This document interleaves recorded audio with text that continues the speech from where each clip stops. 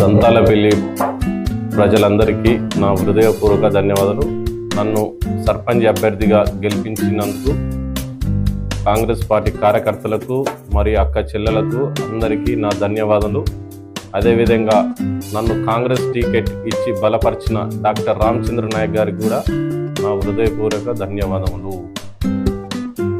దంతాలపల్లి అనేది ఒక 10 సంవత్సరాలు ఇంతకుముందుకున్న మాజీ ఎమ్మెల్యే గారి దురదృష్టమో ఏదో తెలియదు కానీ మా ఊరికి జరగవలసిన అభివృద్ధి ఇక్కడున్న కొంతమంది లీడర్లతో సర్పంచ్ ఇండిపెండెంట్ అభ్యర్థి గెలవడం, దానికి తోడుగా వార్డు నెంబర్ లేకపోవడం, దానివల్ల కొంతమంది లీడర్లు దీని వెనుక ఉన్న కొంతమంది లీడర్ల స్వార్థం కోసమో లేకపోతే ఆ సర్పంచ్ ఏ విధంగా అభివృద్ధి చేస్తారు, ఏ విధంగా ఆయన ఒక దళిత బిడ్డకు పేరు వస్తుందనో కక్షపూరితతో మాకు రావాల్సిన కొన్ని డబుల్ బెడ్రూమ్లు కానీ, సీసీ రోడ్లు కానీ, ఇక్కడికి వచ్చే ఒక జూనియర్ కాలేజ్ కానీ, అదేవిధంగా ఒక హాస్టల్ వచ్చే విధంగా ఉండేవి. కానీ ఇవన్నీ ఏమైందంటే ఆ సర్పంచ్ పీరియడ్లో ఎక్కడ అభివృద్ధి జరుగుతుందన్నో తీసుకుపోయి పక్క విలేజ్లకు వెళ్ళిపోయినాయి.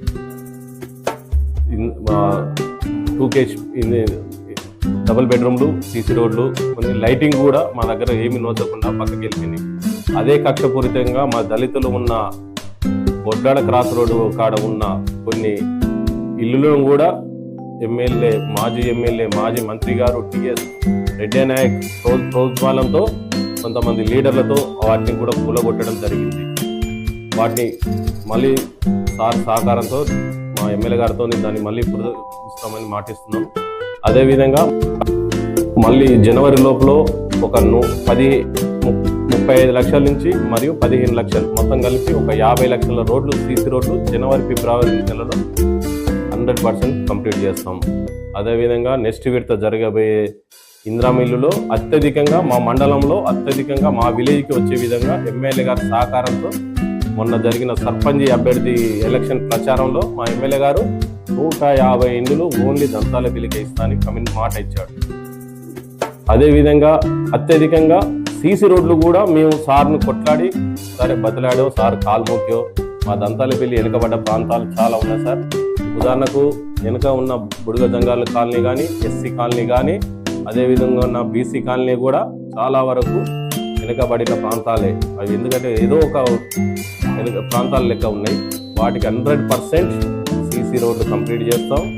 అదేవిధంగా కొత్తగా ఉన్న మా పాత ఏరియాలలో 100% సైడ్ డ్రైనేజ్ ఎమ్మెల్యే గారి సహకారంతో సైడ్ డ్రైనేజ్ వచ్చే విధంగా మేము కొట్లాడతాం.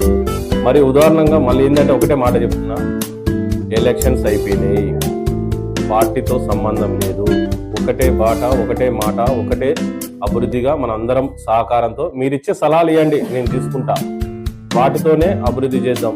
కానీ ఎలాంటిదైనా మళ్ళీ ఇందులో ఏమన్నా చిన్న అభివృద్ధికి అడ్డం పడితే ఇదే యాప చెట్టు కింద మిమ్మల్ని అందరినీ మళ్ళా ఒలమ తీసి దీన్ని కట్టేస్తా అని మీకు చెప్తున్నా.